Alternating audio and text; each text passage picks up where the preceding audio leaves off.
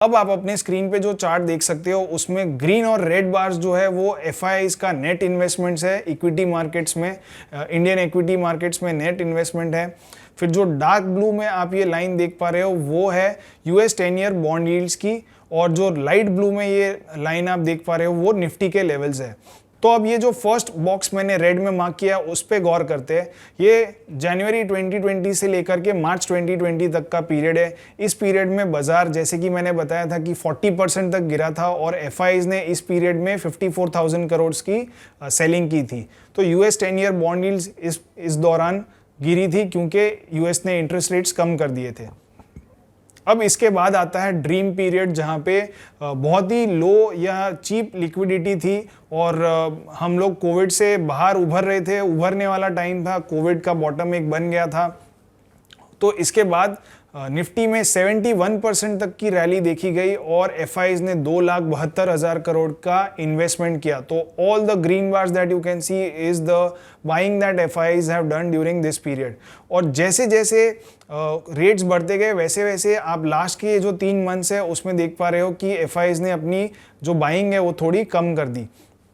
फिर इसके बाद आता है नेक्स्ट पीरियड, जहाँ पे निफ्टी में 20% तक की रैली देखी गई और एफआईज को जो बॉन्ड यील्ड के प्राइसेस थे वो 1 और 1.6% के बीच में घूम रहे थे। तो this was challenging period for FIIs, जहाँ पे इनको ज़्यादा पैसे देने पड़ रहे थे। तो इस पीरियड के दौरान इन्होंने सेलिंग की और इनको अपॉर्चुनिटी जो मिल रही थी दूसरे मार्केट्स में इन्वेस्ट करने की वो ज़्यादा थी। तो they started withdrawing money from India. तो इन्होंने 8,500 करोड़ तक की लगभग सेलिंग की और मार्केट्स फिर भी काफ़ी जो डोमेस्टिक फ्लोज थे वो काफ़ी रेजिलिएंट थे, तो उस वजह से मार्केट्स 20% तक बढ़े थे।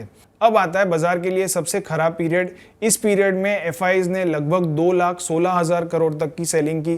तो this period started from October 2021 and ended in June 2022।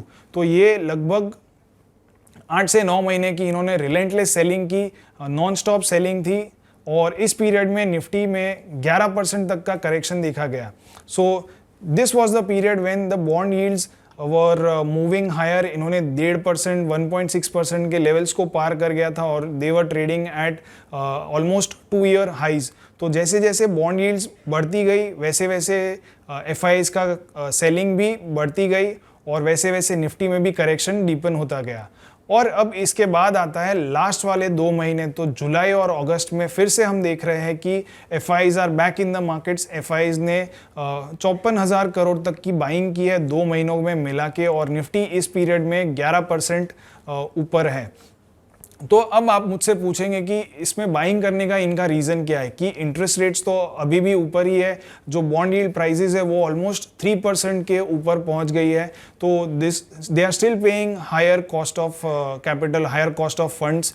तो इसका रीज़न क्या है कि बाजार अभी भी ऊपर जा रहा है? तो इसका सिंपल रीज़न है कि बाजार आगे की सोचता है। बाजार आज से 6 महीना, 9 महीना, 1 साल आगे की सोचता है। वो पीछे क्या हुआ या आज क्या चल रहा है वो नहीं देखता। Markets are forward looking mechanism. तो बाजार आगे चल के ये एक्सपेक्ट कर रहा है कि इंटरेस्ट रेट्स अगले साल के फर्स्ट हाफ में ही या फिर फर्स्ट क्वार्टर में ही टॉप आउट हो जाएंगे, तो interest rates will soon start falling.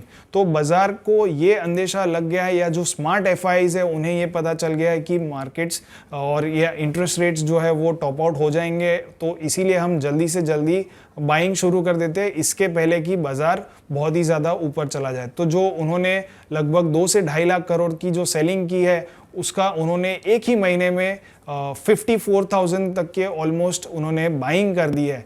And this is the main reason that we are doing this summit, के आप जो रिटेल इन्वेस्टर्स है वो साइडलाइंस पे ना रह जाए। हम ये नहीं चाहते कि गोरे फिर से माल दबा जाए और रिटेल इन्वेस्टर्स है वो हाथ पर हाथ धरे बैठे रहे। तो this is the time for retail investors to get into the market, pick good quality stocks. और आगे हम देखेंगे कैसे आप अच्छे क्वालिटी के स्टॉक्स आइडेंटिफाई करके अपना सॉलिड पोर्टफोलियो बना सकते हो और सेंसेक्स की जो 1 लाख तक की रैली है उसमें पूरा बेनिफिट ले सकते हो।